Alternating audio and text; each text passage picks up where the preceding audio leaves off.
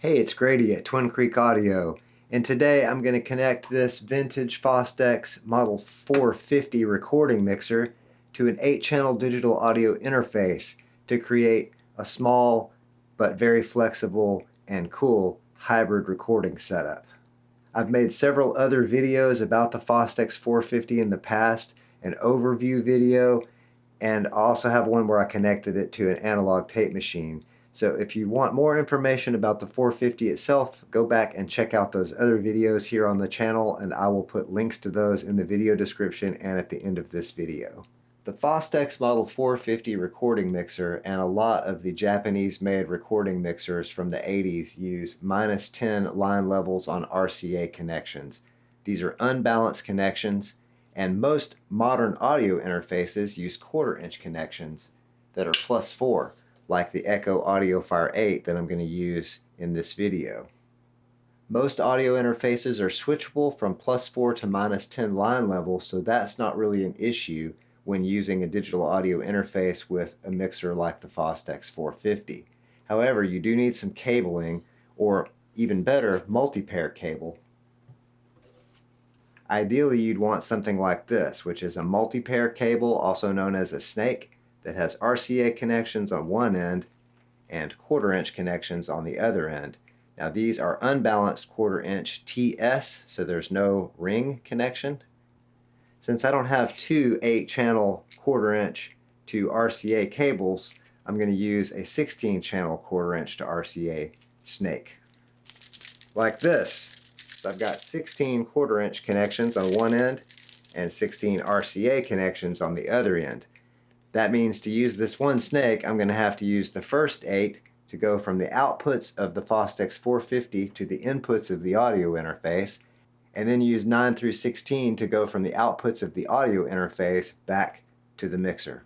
Now let me go ahead and connect the Fostex 450 to this Echo Audiofire 8 8-channel digital audio interface.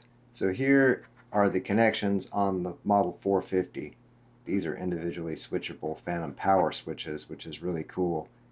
Each channel on the 450 has an RCA connection for a tape in and D out, which is the direct output. So the main way that I'd like to connect this mixer is to have each channel with its direct out connected to an input on the audio interface, so I can use the preamps and the EQ in the 450 when I'm tracking. So I'm going to use the first 8 channels of my 16-channel RCA to quarter-inch snake to connect to the direct outputs on the 450.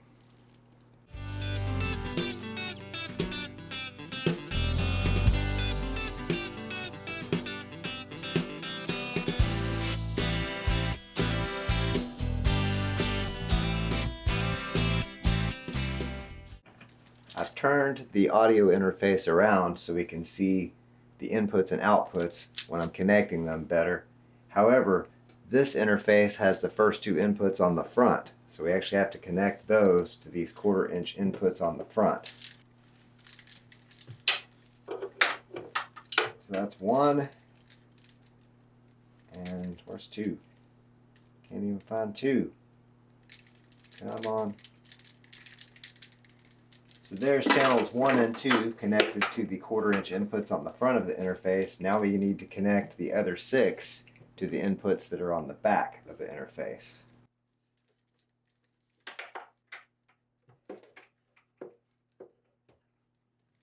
I'm going to go here to 3 on the back, and 4.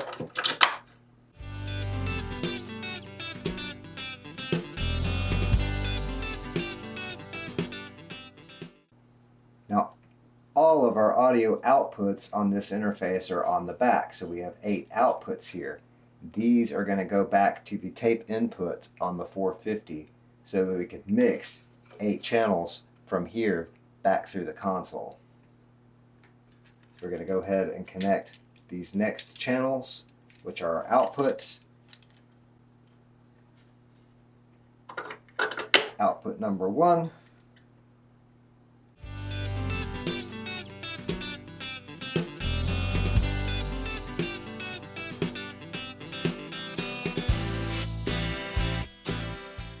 If you own one of these Echo Audiofire interfaces like this Audiofire 8 I used for this demonstration in the video, or like my Audiofire 12s, which are the main interfaces in my studio, they have released a new driver for Mac.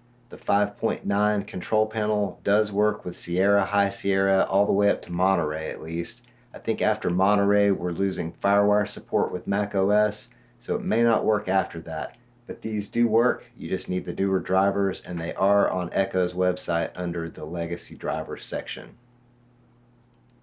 So now we're going to connect the outputs of the audio interface to the tape inputs on the Fostex 450.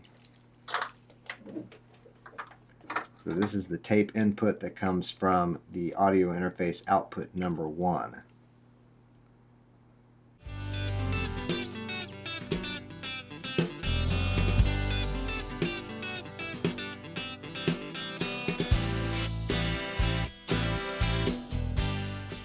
So now I have the direct outputs from each of the 8 main channels connected to inputs on the audio interface, numbers 1 through 8, and then the outputs of the audio interface, number 1 through 8, connect to the tape in 1 through 8 on the Fostex Model 450.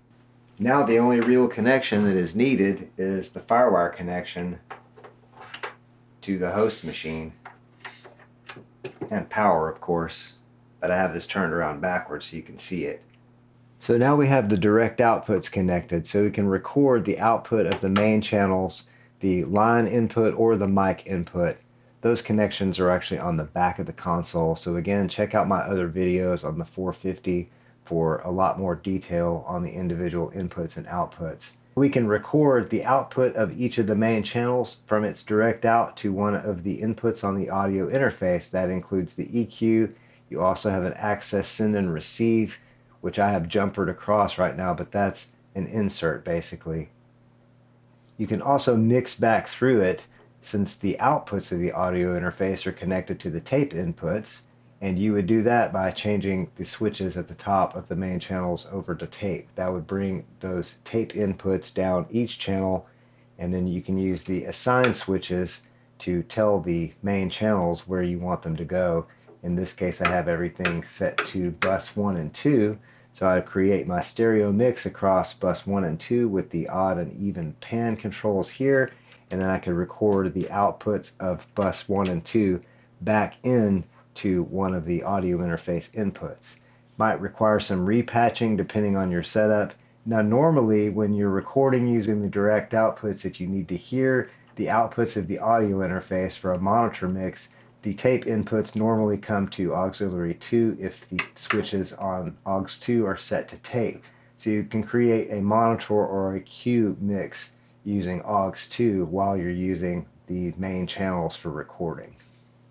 The Fostex Model 450, for its size and relatively lightweight, has a lot of features.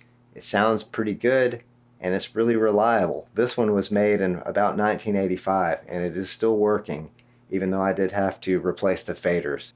And here are some clips of how the 450 sounds recording drums.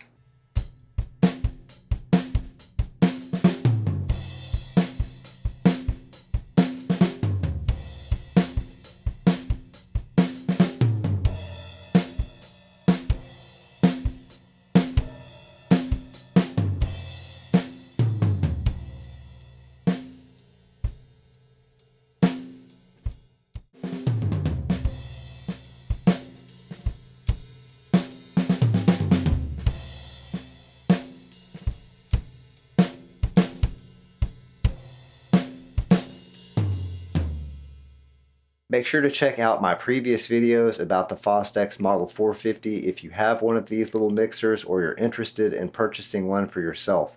I have an entire playlist, and I'll put a link to that playlist with all my Fostex 450 videos at the end of this video and in the video description. I hope you all enjoyed this video. I hope that each and every one of you out there has an excellent and wonderful day, night, evening, weekend, weekday, hour, minute, second, nanosecond, whatever it is you're having, have a good one. Thanks so much for watching.